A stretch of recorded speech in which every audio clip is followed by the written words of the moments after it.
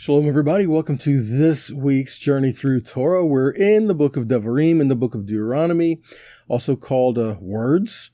It starts off, these are the words of Moses, and he's preparing this generation to go into the land of promise, things they've heard about their whole life. Now they're getting ready to walk into it. But before they do, there's some important instructions that is needed before they actually go into the land. It's much like, you know, when you've gone through school and you're getting ready to graduate, they always have someone giving a commencement speech. Well, this isn't to recap like every single little detail of your education, but it's saying, okay, guys, look, these are the things that you've learned.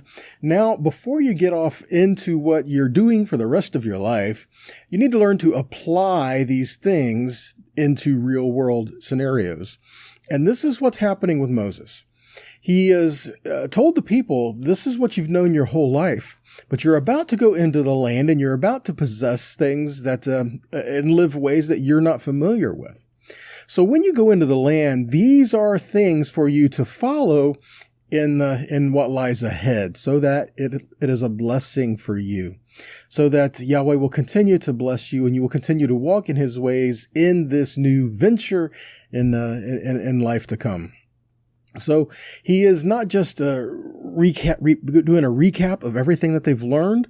He is trying to tell them, don't forget these very important things when you go into the promise. And that's good things for us to learn as well. It's not just to say, you know, the sum of all of our knowledge of Yahweh in the scripture is this. No, it's just that as we learn through things in life, let's not forget there are some really important things. See, we tend to focus on the minuscule things, you know, well, let's face it, we all kind of zero in and focus on different areas, right?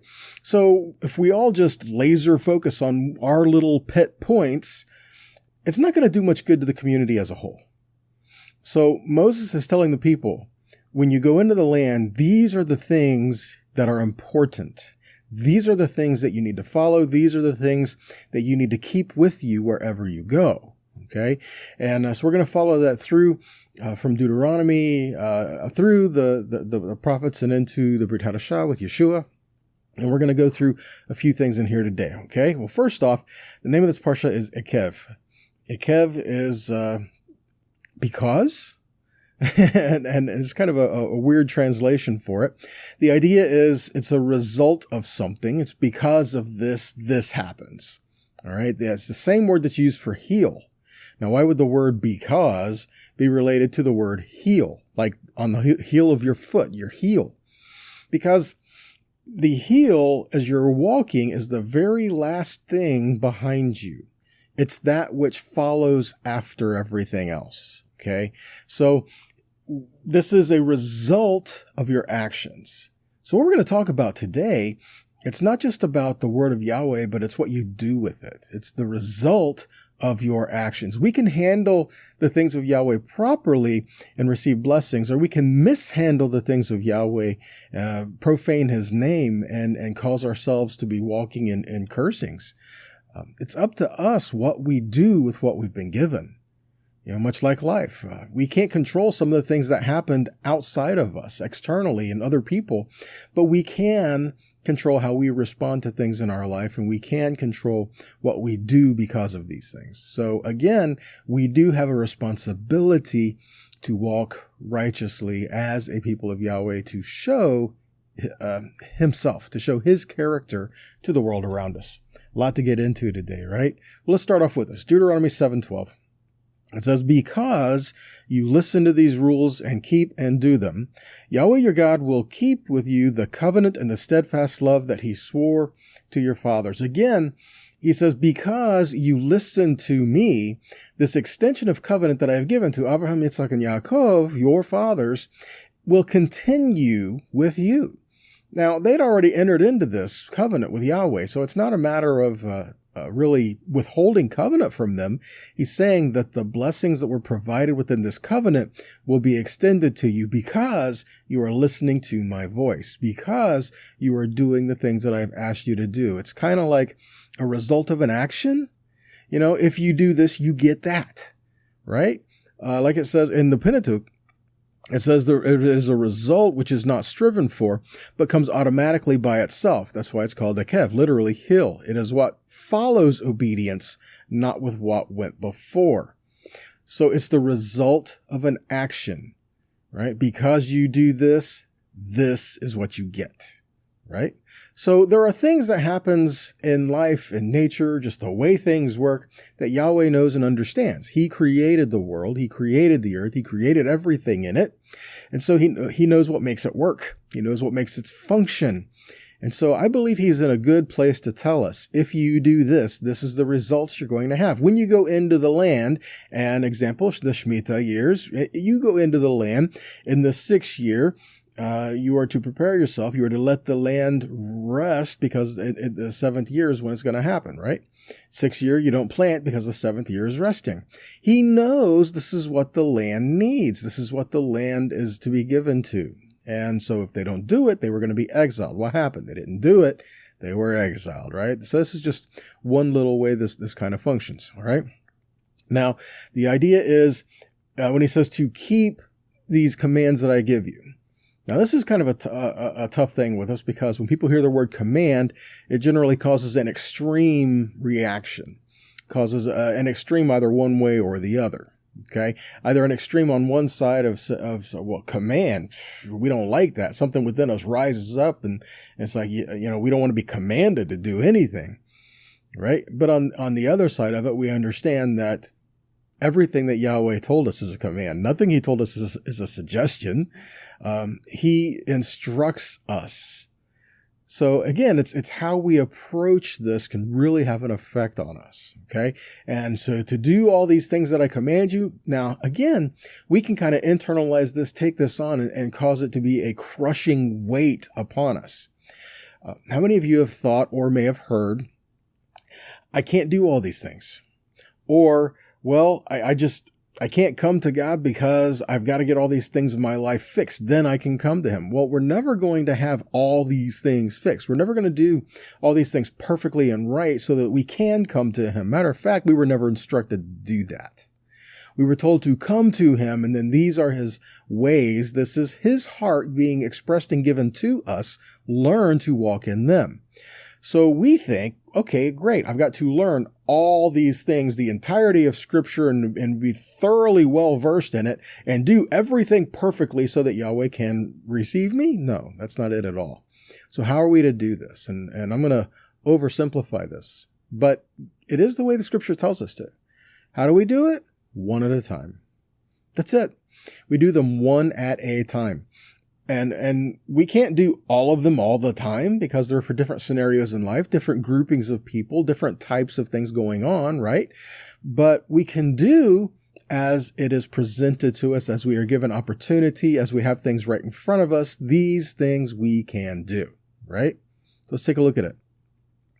Again, in the Pentateuch by Hirsch, it reads, we are not to weigh the separate mitzvahs in our minds to consider which mitzvah probably expect larger reward, so that we pay particular attention to that one.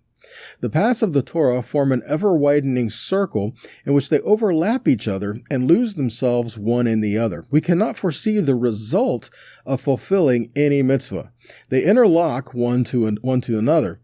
And far-reaching results arise from what is apparently the smallest, it seems to us, the least important mitzvah. That is why all mitzvahs, without distinction, should be performed with equal conscious faithfulness, all part of equal importance to us, all only to be done in the feeling of being duty, without giving a thought to what we might consider deserving of a greater or lesser reward. The idea is, we're not to weigh out what God said to see which one can better benefit us. We're to just do what he said. And then the benefit will not just be for us, but will be for those around us and the community as a whole, right? The community at large. So when he says, keep all the mitzvot I am giving you today, well, look at this in Deuteronomy 11:8. It says, you shall therefore keep the whole commandment that I command you to this day. Guys, again, if we say this, it would be crushing for us, right? Because there's a lot that we don't know. And so how are we to do this day by day by day if we don't fully know them all yet? Well, again, it literally is putting it in the context of one at a time. Okay, because it reads in the Hebrew, it's ushmartim, that's and you shall guard or to keep, et kol ha-mitzvah. It's mitzvah is singular, the command. So et kol ha-mitzvah, it's you are to keep each command. One at a time is how we approach it, step by step. All right. So again, this is the idea of Yahweh's grace towards us. He wants us to learn his ways. He wants us to walk according to his heart that he expressed to us. But we're doing that step by step as we're learning to walk with him. Where do we start? Again, step by step, learn to walk in his ways. Consider what was said in Acts 15, 19 to 21. James put it this way, my judgment regarding the Gentiles who were turning to God. So we should write to them to abstain from things polluted by idols, from sexual immorality, from what has been strangled, and from blood. And then look at this next thing. For from ancient generations, Moses has had in every city those who proclaim him, for he is read every Sabbath in the synagogues. The idea here is, okay, he gives them just 4 things to basically start with. Again, these are Gentiles, people of the nations who want to serve Yahweh, but they have no idea how to do it. They don't know what his instructions are. They have not spent their life learning what the Torah says. So James says, let's just give them these couple things. Then, guys, they're going to go to the synagogue on Shabbat to hear the Torah taught. They're going to go to the synagogue on Shabbat to hear the expression of the heart of Yahweh. And again, that's learning step by step to walk in his ways. It's not a matter of, well, which is the most important and which is the least important? Because I don't want to do the least important. I want to do the most important. No, then we're missing an aspect of the character of Yahweh that he wants to impart to us. We need to learn to walk in his ways wherever we are and take it and as it has given us opportunity. Learn to do that. Even this question was even posed to Yeshua. Look, Matthew 22:35. So one of them, a lawyer, asked a question to him, Teacher, which is the great commandment in the law? Isn't this what we're talking about? Isn't that what Deuteronomy addressed? Verse 37. And he said to him, You shall love the Lord your God with all your heart, with all your soul, and all your mind. This is the great and first commandment. And the second is like it. You shall love your neighbor as yourself. On these 2 commandments depend all the Torah and the prophets, depend all the law and the prophets. So he didn't say these 2 things replace the law and the prophets. He did not say these 2 things replace the Torah. He said on these 2 things depend or hang all of the Torah and the prophets. In other words, if you're doing these 2 things, this is the summation, the entirety of what is written in the Torah and the prophets. This is the heart of the Father expressed in these 2 things. And then in the Torah of the prophets, you find the how-to. Okay. You find the daily part of it, the nitty gritty of it, right? So this is an expression of how we're supposed to do this. Yeshua did not say, do these 2 things and forget the law and the prophets. Okay. He said, do these 2 things and you will be fulfilling what is in the law and the prophets. Okay. Again, it's a foundational element of the faith. The spirit of the Torah is explained in these 2 things. We find this in Isaiah 8, 16 and 20, where it says, bind up the testimony, seal the law, seal the Torah among my disciples. And then to the law and the testimony, if they speak not according to this, it's because there is no light in them. So this is what he's saying, that we will have the word of the living God written on our hearts. And we're learning to walk in his ways. And we got to extend some grace to one another in the midst of the learning process. And again, the idea here is, okay, if someone doesn't know what they're doing and they're learning how to do it, are you going to yell at them for doing it wrong? Or are you going to try to help them out when they're making mistakes? Now, I know there's a lot of gray area in that, but the point of it being, are we willing to help each other out in the midst of it? In the midst of our learning, are we willing to help one another? Okay. Look, let's continue. Matthew 23:23, where he says, the first things first in this, right? He says, woe to you, scribes and Pharisees, hypocrites, because you pay tithe of mint and anise and cumin. So the question here is, was Yeshua upset that they paid the tithe, even on the minute, even on the little things? No, not really. He wasn't upset that they were doing that, but keep reading. So you have omitted. So the issue is not what they were trying to let me start over. The issue was not that they were trying to be obedient, even in the little things. The problem is they left out the bigger things. Okay. They were doing the little things, but they weren't catching the why. And it's important to know the why. All right. Let's keep going. The weightier matters: law, judgment, mercy, and faith. These ought you have done, and not to leave the other undone. See, so he's not saying you shouldn't do these things. He's saying you're doing these things, but you're forsaking the heart behind these things. Get the heart right so you can do these things the right way. Right? Matthew 23:24. Blind guides, you strain at a gnat, swallow a camel. Woe to you, scribes and Pharisees, hypocrites, for you make clean the outside of the cup of the platter, but within they're full of extortion and excess. So, blind Pharisee, cleanse first that which is within the cup and the platter, that the outside of them may be clean also. He told them the weightier matters of the Torah is what they should be focusing on. So the first thing is noting this. The weightier matters of the Torah is a matter of Torah. Does that make sense? What we're told is that the weightier matters of the law is what we should focus on, not the law. It doesn't make sense, because the weightier matters is still part of the Torah. It's just that it's a part that we neglect. So we have to go back and focus on the parts that we have not really looked at. All right. What are the weightier matters of the law? Judgment, mercy, and faith. Again, we're told these kind of outrank the Torah? No, because Yeshua says these you ought to have done and not leave the others undone. Yeshua was not saying ignore the Torah because I'm going to give you something better. What he was saying is I'm going to redirect your heart here, because you're doing these things, but your heart needs to be right. That's the most important thing. Okay, you've missed the point is what we're getting at. So Matthew 5, let's go to Matthew 5, verse 14 and 19. It says, you are the light of the world. A city that's set on a hill cannot be hid. Neither do men light a candle and put it under a bushel, but on a candlestick, and it gives light to all that are in the house. Let your light so shine before men that they may see your good works and glorify your Father which is in heaven. Think not that I am come to destroy the law or the prophets. I have not come to destroy, but to fulfill. Okay, well, before we continue, let's take a look at something. He's talking to them about letting their light shine. Well, how do they let their light shine? He goes right on to say, don't think I've come to do away with the Torah or the prophets. How do you let your light shine? By walking in his ways. That's his light shining through you, right? So he says, don't think I've come to do away with these things. I'm not come to destroy them, but to fulfill them. So the question is, what does fulfill mean? That's a fair question, right? Does fulfill mean to do away with something? Does fulfill mean, okay, we've fulfilled our obligations and now it's irrelevant? Once you fulfill something, it disappears? Or does it mean now there's an understanding to it? Now you understand the things that is there. It's kind of like a prerequisite, right? Before you can go further, you have to know this. Before you can go to a next stage, you have to understand the first stage, right? Good example, the military. You got to go to boot camp before you go on into your career. You have to learn how to do things before you can apply the learning.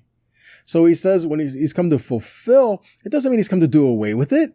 It literally means he's come to reinforce it. He's come to provide it to coming all together, to allow it to be acceptable and for it to be honorable.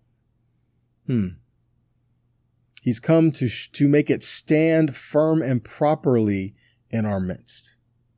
Romans 8:3-5 says, so what the Torah could not do by itself because it lacked the power to make the old nature cooperate. Look at that. It says the Torah couldn't do it because it lacked the power to make the old nature cooperate. It didn't say that the Torah was bad. It didn't say that the Torah was wrong. What it said was that humans had a role to play in their obedience to it. The Torah does not say, here I am, I'm Torah, you have to do what I say, and I'm going to make you do it. I'm going to literally take your hand, and I'm going to see, it doesn't work that way, does it? Yahweh will give us his instructions, but it's up to us to walk in those instructions. All right, so let's keep reading. So what the Torah could not do by itself because it lacked the power to make the old nature cooperate, God did by sending his own son as a human being with a nature like our own, sinful one, but without sin. God did this in order to deal with what? Torah? No, deal with sin. And in so doing, he executed the punishment against sin in human nature. Look at verse 4, so that the just requirement of the Torah might be fulfilled in us, who do not run our lives according to what our old nature wants, but according to what the Spirit wants. For those who identify with their old nature set their minds on things of the old nature. But those who identify with the Spirit set their minds on the things of the Spirit. So does this contradict walking in Torah? No, absolutely not. Because he says that we are learning to walk in the Spirit when we're learning to walk according to his Torah. Matter of fact, Yeshua came so that the righteous requirements that are in the Torah could be fulfilled in us, so that we could learn to walk righteously. Okay, this is what he's doing. He's equipping us to learn to walk in his ways. Romans 8:6 says, "For to be carnally minded is death, but to be spiritually minded is life and peace." Because, does it say the Torah is enmity against God? No. It says the carnal mind is enmity against God. Why is the carnal mind enmity against God? Because it is not subject to the law of God, neither indeed can be. So what is not subject to the Torah? One who is carnally minded. So then they that are in the flesh cannot please God. That's what we're talking about. So then they that are in the flesh cannot please God because they're not walking according to his heart, his ways. All right? Back to Matthew 5, verse 18.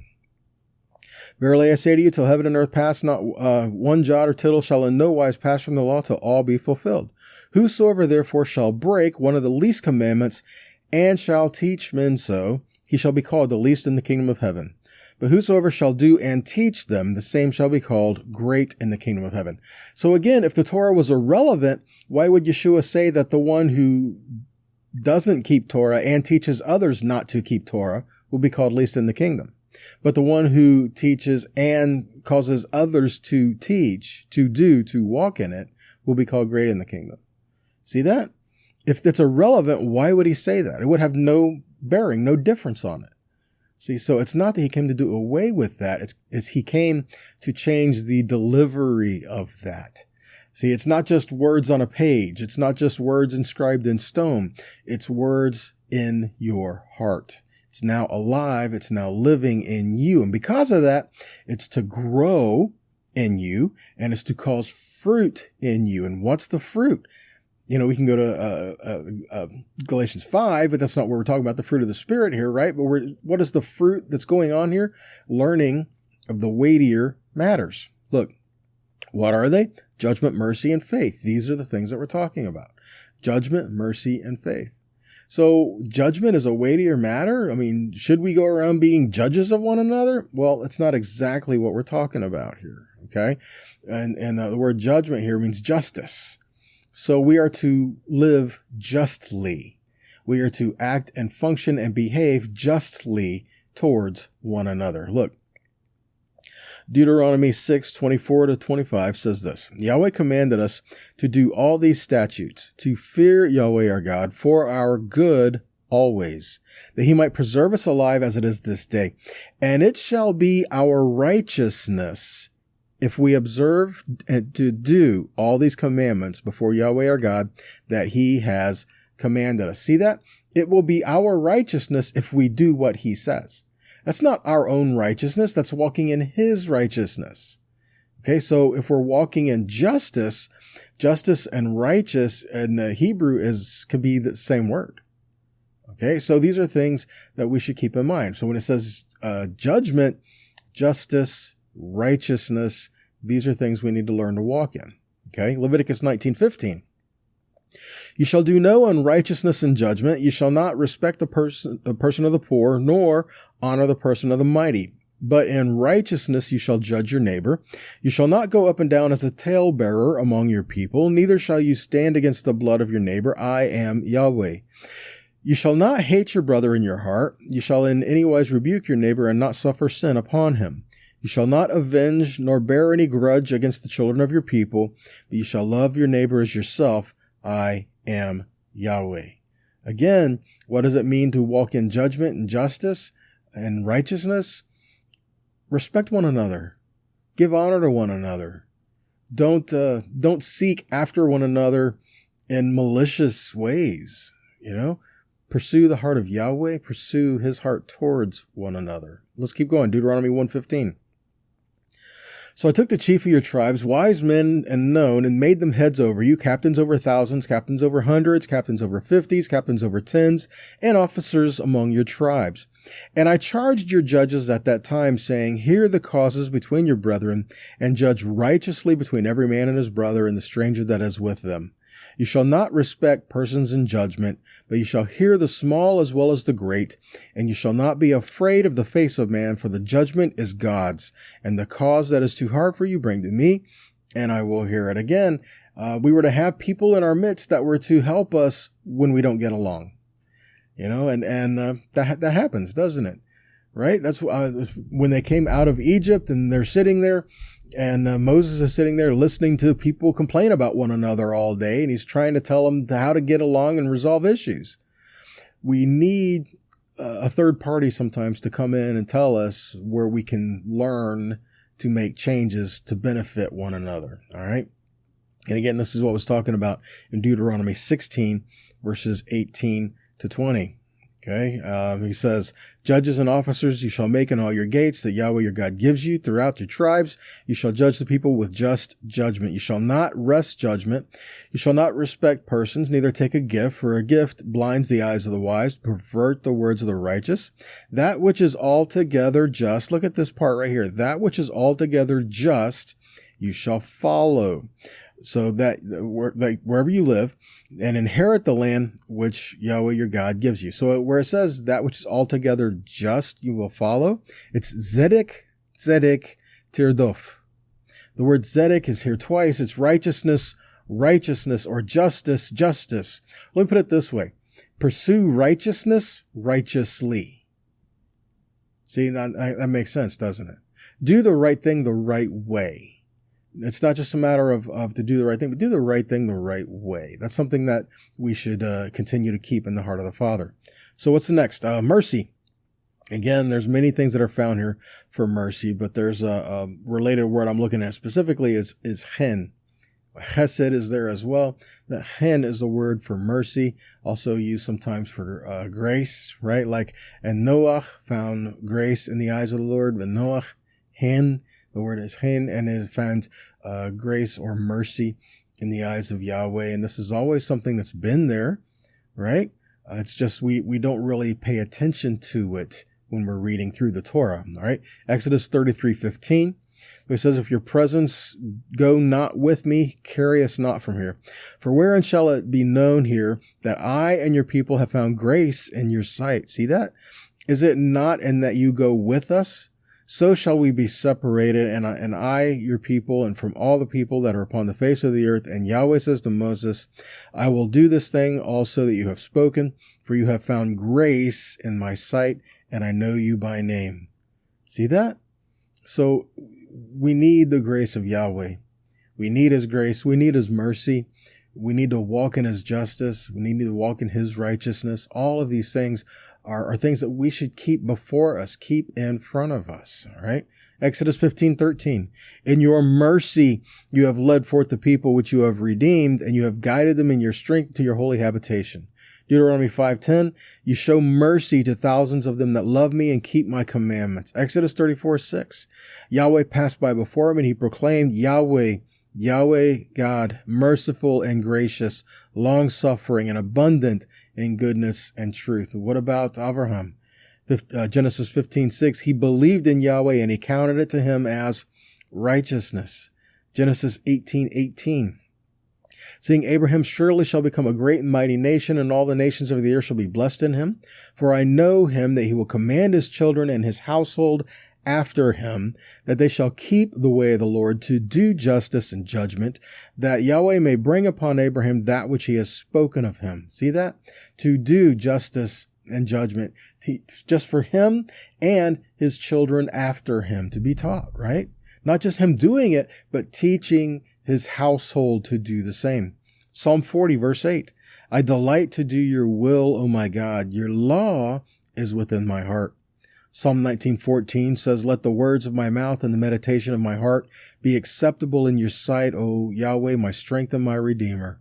And Deuteronomy 33:16 says, for the precious things of the earth and the fullness thereof, and for the good will of him that dwelt in the bush, let the blessing come upon the head of Yosef and upon the top of the head of him that was separated from his brethren. Again, we're looking at mercy and grace and justice and judgment, all this coming in together. Okay, so we have the justice, we have mercy, and then faith. Faith in the Hebrew is emunah. Emunah is where we get the word amen, right? Emunah means faith or faithful, emun, right? So we're looking at this. Genesis 15:16, where it says, he believed Yahweh, it was counted to him as righteousness. Well, also in Numbers 12:6-8, right? So we go back and where he says this, well, because of what? And he said, hear my words. If there be a prophet among you, I, Yahweh, will make myself known in a vision. I will make myself speak to him in a dream. My servant Moses is not so, who is faithful in all my house. With him will I speak mouth to mouth, even apparently, not in dark speeches. In the similitude of Yahweh shall he behold.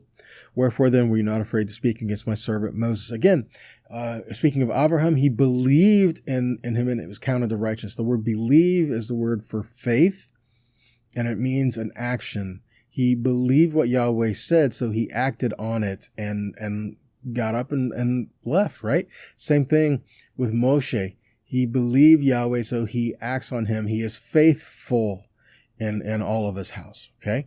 Exodus 19:8. So all the people answered together and said, all that Yahweh has spoken, we will do. And Moses returned the words of the people unto Yahweh. And Yahweh said to Moses, lo, I come to you in a thick cloud, and the people may hear when I speak with you, and believe you forever. And Moses told the words of the people unto Yahweh. So again, to believe in him is to act according to his words. See that? Believe is not just something that we can say, oh, I believe that, like it's true or not. No, that's not the issue. See, to believe, biblically speaking, means you act on it, right? Let's look at this as a side note. John 5:46. It says, for had you believed Moses, you would have believed me, for he wrote of me. But if you believe not his writings, how shall you believe my words? Yeshua is saying, if we believe what Moses wrote, then we'll believe what Yeshua says. But if we do not believe what Moses wrote, we can't believe what Yeshua says. How can we say that we're following Yeshua if we don't believe what Yeshua is telling us to believe? Do I need to say that slower, or did you get it? How can we say that we are following Yeshua if we are not listening to what he is telling us is important? He says, if you believe Moses, you would believe me. Which means we need to look back to what Moses said to see how he testified of Yeshua and Yahweh and the goodness that follows through that. And because we believe, obedience follows that. Look, lack of faith produces a lack of obedience. A demonstration of faith equals obedience. Deuteronomy 28:58 says, if you will not observe to do all the words of this law that are written in this book, that you may fear this glorious and fearful name of the Lord your God. What is he talking about? If you do not observe to do, you don't believe it, you're not going to do it. You're not going to walk in it. But if you believe it, you're going to do it. Same thing with Deuteronomy 28:66. And it says, your life shall hang in doubt before you. You shall fear day and night. You shall have no assurance. That's the word to emun. It's the word we're talking about. Emunah is the same word. You shall have no assurance or faith of your life. So again, if we do not have obedience, then we won't have the assurance of the faith in that. Look, but on the other side, a demonstration of faith equals obedience. James 2:17, even so faith if it has not works is dead, being alone. A man saying, you have faith, I have works. Show me your faith without your works, and I will show you my faith by my works. You believe that there is one God? You do well. The devils also believe and tremble. But will you know, vain man, that faith without works is dead? What does Peter tell us regarding this? 1 Peter 2:6 says, wherefore also it is contained in the scripture, behold, I lay in Zion a chief cornerstone, elect precious, that he believes on him shall not be confounded. Unto you therefore which believe, he is precious. But to them which are disobedient, you see that. That's what he's doing. He's comparing belief with obedience, because he's saying to you who believe he is precious, but to those who are disobedient, well, these are two different things, aren't they? No, not really. Because he's saying if you believe, you will be obedient. If you do not believe, then you're going to be disobedient. It's not going to matter to you. All right. So again, verse 9, 1 Peter 2:9. But you are a chosen generation, a royal priesthood, a holy nation, a peculiar people, that you should show forth the praises of him who has called you out of darkness into his marvelous light. Okay, what's this marvelous light, right? Remember back when we just read a little bit ago where Yeshua says, let your light shine? So what is this light? John chapter 1, again, we see things in here, but John chapter 1, in the beginning was the Word was with God, the Word was God. In him was life, and the life was the light of men. And the light shines in the darkness, and the darkness comprehended it not. See that? The light that was in the beginning is Yeshua. It's the Word. And the Word was with God. The Word was God. The Word became flesh and dwelt among us. That is the light that is life, right? Yeshua's saying, let your light shine. He's saying, let me shine in you. Let the Word of Yah shine and live in you, right? So go a little further down, John 8:12. Yeshua spoke again, saying, I am the light of the world. He that follows me shall not walk in darkness, but shall have the light of life. By the way, this was after Yeshua upheld the Torah principle of any accusation brought forth needs to be accompanied by 2 or more credible witnesses with the woman caught in adultery. That was the issue he was really pointing out there with the woman caught in adultery that was brought, because it was about credible witnesses, and that was according to Torah. That was according to what was given. He used the Torah to set this woman free, because he said, if you don't have any sin, pick up the first stone, right? Go ahead and cast it. And he started writing the names in the sand. That's what I believe anyway. He started inscribing in the sand, writing in the sand. And there is a scripture in the prophets that talk about, may those who turn their back on you, may their names be written in the dust. So here he says, he starts writing names in the sand, basically saying who's guilty, who's not guilty. If none of you are guilty, go ahead, right? So they leave. Then Yeshua asked the woman, where are your accusers? He didn't say, are you guilty or not? He said, where are your accusers? And she said, there aren't any. Well, if there are no credible witnesses, on a capital offense, there had to be 2 or 3 witnesses, 2 or more witnesses. There aren't any willing to testify. Therefore, she cannot be charged with the crime. See that? He used the Torah to set her free. Now let's go back to Matthew 5. In John 8:12, he said, I am the light of the world. In Matthew 5, he says, you are the light of the world. Then he says, the city set on a hill cannot be hid, right? And then he goes on down to say, let your light shine. How do you let your light shine? Now that's when he comes in, he says, don't think I've come to destroy the Torah of the prophets. I've didn't come to destroy them, but to fulfill them. Look, again, Matthew 23:23. Woe unto you, scribes and Pharisees, hypocrites, for you pay the tithe of the mint and anise and cumin. We've read this, right? You have omitted the weightier matters of the law, judgment, mercy, and faith.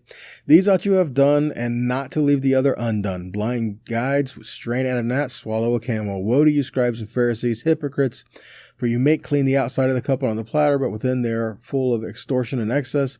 Blind Pharisee, cleanse that which is within the cup, the platter, then outside them may be clean also. Let's keep going. Matthew 23:28.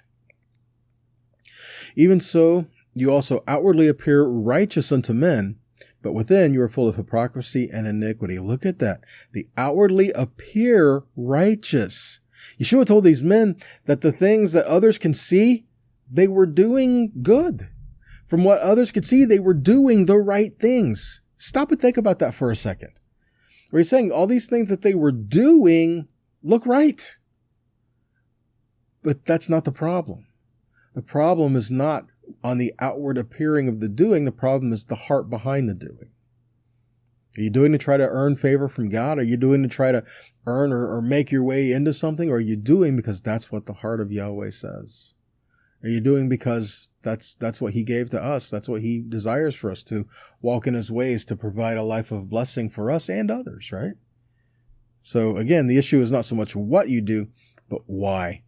1 Chronicles 29:18, he says, O Lord God of Abraham, Isaac, and Israel, our fathers, keep this forever in the imagination of the thoughts of the heart of your people, and prepare their heart to you, and give unto Solomon my son a perfect heart, to keep your commandments, your testimonies, and your statutes, and to do all these things, and to build the palace which I have made the provision.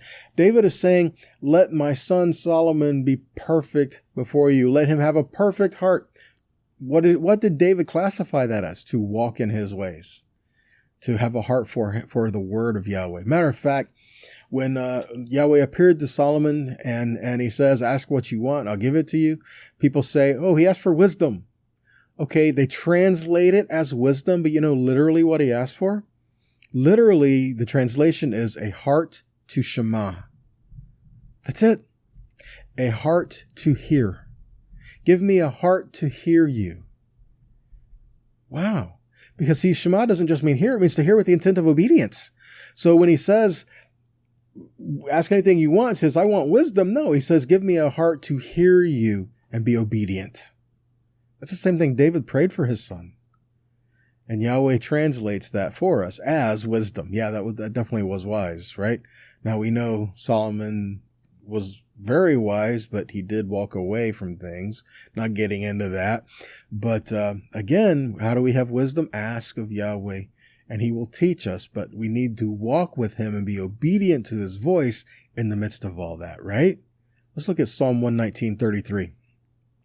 Teach me, Adonai, the way of your laws. Keeping them will be its own reward for me. See that? My reward isn't what I get out of it. It's not if I do this, I get that, like we started in the beginning, Ekev, because, right? I'm going to do this because you're going to give me something. No.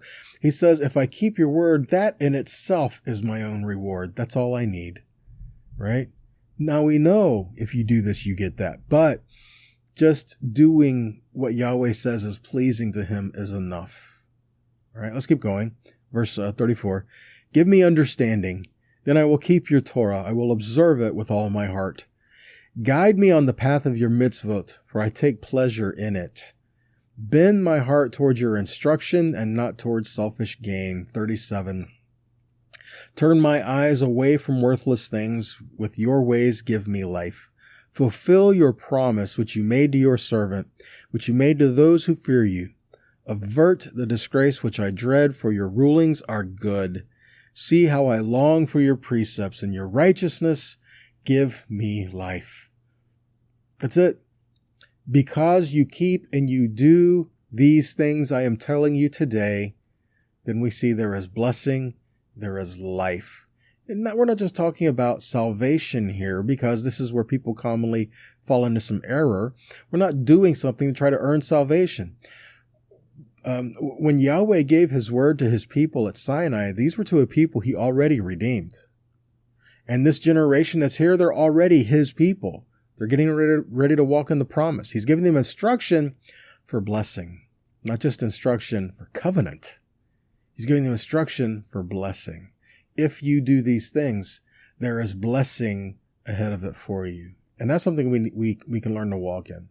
To learn to walk in his ways, to learn to walk in his blessing, to learn to elevate his heart and his desires is to be living life in his kingdom here and now. Because you do these things. All right. So anyway, that's it for this week, guys. I pray that this teaching blesses you. I pray it challenges you and encourages you. So until next time, be blessed and shalom.